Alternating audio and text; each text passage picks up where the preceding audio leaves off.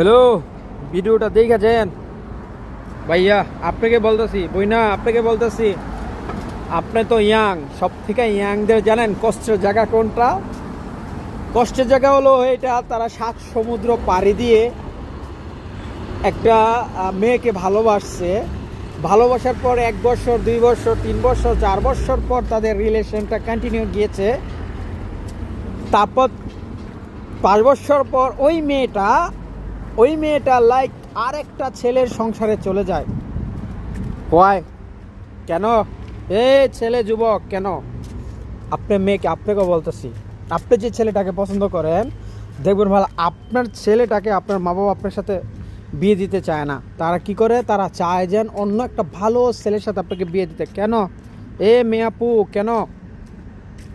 Regent হলো এটা, কারণ আপনার কাছে টাকা নাই, আপনার বয়ফ্রেন্ডের কাছে টাকা নাই। তো সেটা হলো সব থেকে একটা কষ্টকর দায়ক জায়গা। সো আমি বলবো কি ভাই, আপনার ভালোবাসা ঠিক রাখেন, পজিশন ঠিক রাখেন, সব কিছু ঠিক রাখেন। ঠিক রাখার পর যেই সময়টা পান, ওই সময়টা আমার সাথে চাইলে একটা ব্যবসা করতে পারেন, নো ইনভেস্ট। সো বিস্তারিত জানতে অবশ্যই যোগাযোগ করবেন। সময় নদী স্রোত কারোর জন্য অপেক্ষা করে না ভাই। আপনাকে শেখানোর জন্য আমি ভিডিওটা দিয়েছি, কারণ আপনি এখনও কমফোর্ট জোনে আছেন, দুনিয়াতে এখনও বুঝতে পারেন না দুনিয়াটা কি। এখন আপনি বাফের হোটেলে আছেন, তো সেই জন্য দুনিয়ার খবর আপনি জানেন না। দুনিয়ার ভিতরে আসুন, ফিল্ডে নেমুন, 20 ম্যাচের মতন সংসার চালান, বুঝতে পারবেন দুনিয়াটা কত কষ্টের।